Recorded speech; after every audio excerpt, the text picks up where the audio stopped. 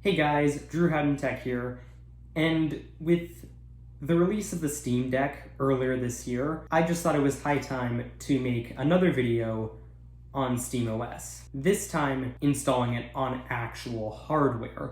Well, at least the PC version of it. So in case you're new to the channel, or haven't been following it for that long, about a year and a half ago, I made a video explaining what SteamOS is and showcasing the installation of it in a virtual machine. And you can go check out that video up here. But virtual machine is gonna be the keyword that I want you to remember for a little bit, and you'll understand why once we get into it. But anyway, I wanted to take this opportunity to correct the most glaring mistake in that video. So if you opt for the automated install of SteamOS, it's completely automated. There's no need for user intervention.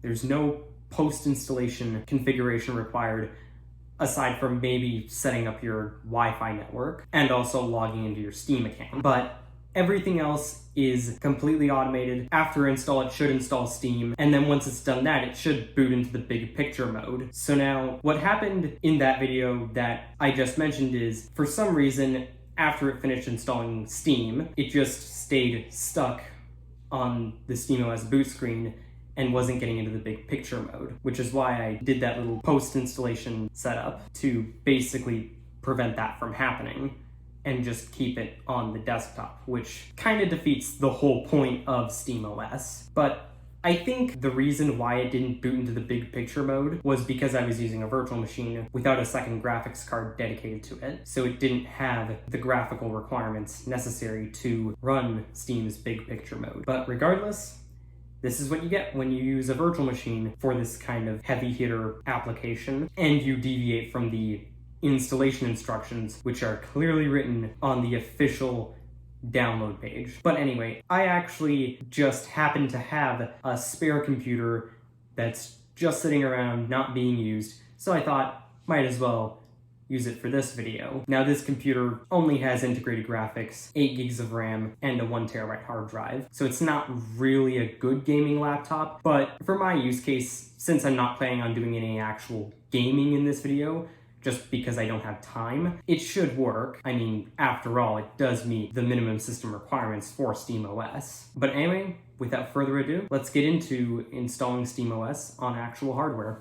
So obviously, first, before you can install SteamOS on actual hardware, you have to download a copy of SteamOS and flash that to a flash drive. To do that, just go to store.steampowered.com/SteamOS/build your own. I'll have that link in the description. And then you're going to scroll down to either automated installation or expert installation. Doesn't really matter which one, at least not at this point in the process. And then you're going to click download the SteamOS installation, agree to the Steam end user license agreement, and then you click download SteamOS beta. Now it looks like this OS is still in beta, so there's probably going to be some rough spots if you choose to do this yourself, so just be aware of that. But anyway, I've actually already got this file downloaded. I've got it right here in my downloads folder. So now the next step is flashing SteamOS to a flash drive, which for SteamOS is actually easier to do than other operating systems where you get an ISO file.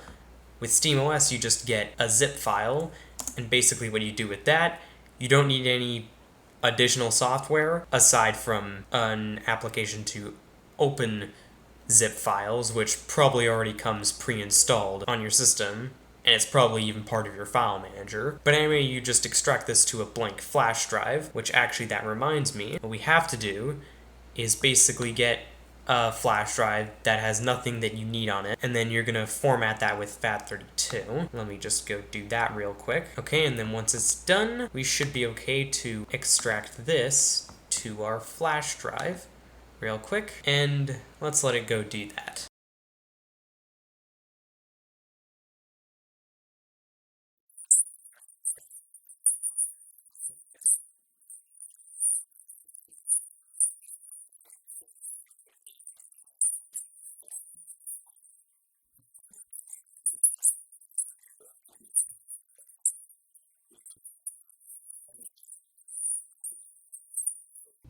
Alright, so I've got SteamOS loaded on a flash drive that's plugged into this computer, and what I'm gonna do is get into the boot menu and then boot from the flash drive. And then I'm gonna select the automated install, which will basically automatically install SteamOS without any user intervention, and there it goes. Basically looks like a Debian installer, which makes sense since this version of SteamOS that's built for PCs is based on Debian. But anyway, let's let that process go, and I'll be right back.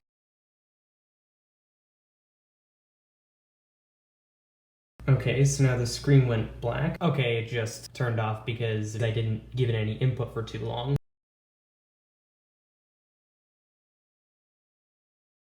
Alright, now it's gonna go reboot into the new SteamOS system. Alright, now I'm in the SteamOS desktop, well, the GNOME desktop, because it's actually gotta install Steam. And because I'm using a Wi-Fi network, what I actually have to do is I've gotta close this pop-up, and then that should give me a prompt to configure my Wi-Fi network. Let me go try to add that. Hold up, let me just go see if I can add my Wi-Fi here. Select my network, punch in the password. There you go, now it's connected. And it should be able to install SteamOS now, or rather Steam. There you go, now it's installing. And finally it rebooted a while after the SteamOS installation pop-up closed. And now it should boot us into the big picture mode. Okay, I'm not sure why it booted me into this.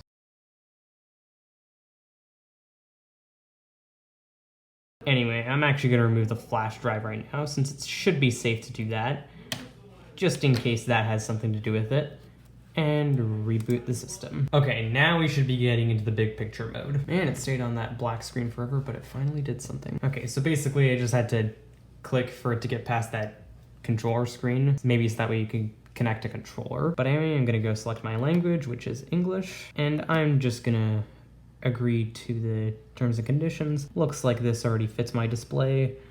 I'll select my time zone real quick. I am in Eastern Standard Time, which is UTC -5. Okay, and looks like I'm up to date, so let's click Run Steam now. Alright, so now we get to the login screen where I have my settings and power. For now, let's just log in. Now I gotta log into my account. Pardon me while I punch that in. Alright, so now I've got my Steam account linked and I've played around with the finished install of SteamOS. And I mean, I haven't gotten a chance to try out actual gaming with it, but as far as using the OS and navigating the UI, it's actually pretty smooth and intuitive. Like, you got your Steam library right here where you can find your games and what have you, and the back button takes you back to wherever you were, and clicking the Steam logo takes you back to the home screen from wherever you are. And this is where you get to the store and your community chat, you know, the stuff that you're used to on the Steam client. And of course you got your profile up here. But one interesting thing is that this actually is a web browser, so you could get some web browsing done on this, even though this isn't really meant to replace a regular daily driver operating system. This is more of a console PC oriented OS. But I'm gonna go to my YouTube channel, and for some reason I can't seem to get audio working on this. I'm not sure why that is. Maybe it has something to do with this particular laptop that I've installed this on. But I mean, hey, you can definitely watch YouTube videos on this. Let's actually get out of here. Now I just want to mention one thing. For some reason, if I go into the network settings, it actually doesn't show up even though I'm clearly connected to the internet. So in order to configure your network settings, if you're on a Wi-Fi network, at least in my experience, is you have to go to the interface settings under display and then check off enable access to the Linux desktop. Then what you do is go up to power here, then switch to desktop mode, and then give it a second to load up the GNOME desktop.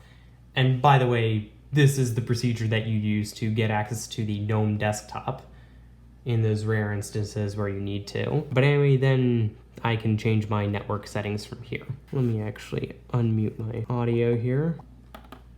Then return to Steam. Okay, now my audio seems to be working. Let's actually go back to my YouTube channel and see if audio is working now. So, you've finally grown sick and tired of Windows, and you've decided that Macs are too expensive, and you've been thinking of switching to... Okay, so I guess for whatever reason I can't up my audio in the big picture mode.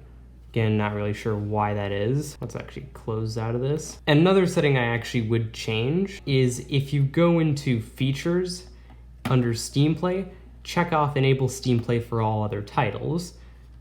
And in my experience, you're fine leaving this at Proton Experimental. But basically what this does is it allows you to run Windows games on SteamOS or any Linux distribution. Now, of course, compatibility with Linux for Windows games is never guaranteed, but this will actually unlock a lot of Windows games. And in my experience, it actually works pretty well. But anyway, I think that's it for this video. I have yet to try actual gaming on this thing and see how that is. I'll let you know how my experience is down in the comments. Unfortunately, I don't really have time to do that right now. So let's just power this thing off and call it a day.